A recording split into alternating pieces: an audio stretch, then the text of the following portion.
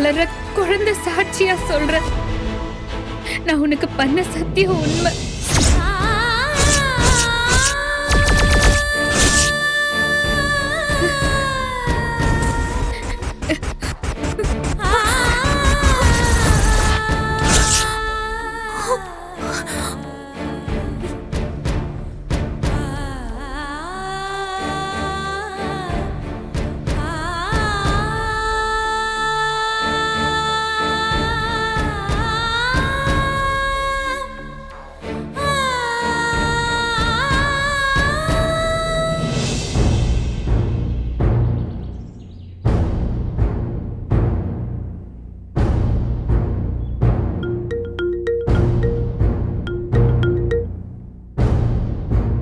சொல்லு நிவின்.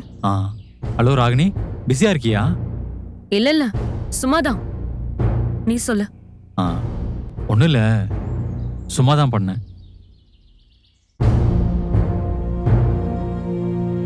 ஒரு மாதிரி டிட்டாச்சு மைண்ட் செட்டாவே இருக்கு ராகினி.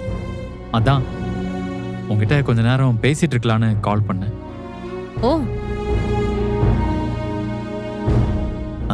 இந்த மாதிரி ஆகிறப்பதான் நம்ம வீடு, நம்ம சொந்தக்காரங்க அப்படி இப்படின்னு யோசிக்க தோணுது. நான் உன்னை எவ்வளவு கெஞ்சிருப்பேன். அப்பெல்லாம் நீ என்ன மதிச்சியா?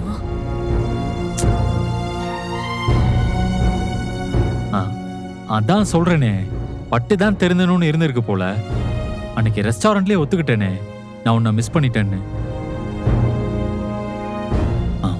மாமா கிட்டேயும் நான் சாரி கேட்கணும் ராகினி.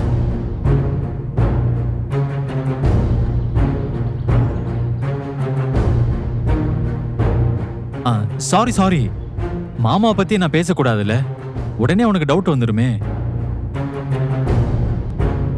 சரி, அது இருக்கட்டும். நீ எதுக்கு இப்ப எங்க அப்பா கிட்ட சாரி கேட்கணும்னு சொல்ற?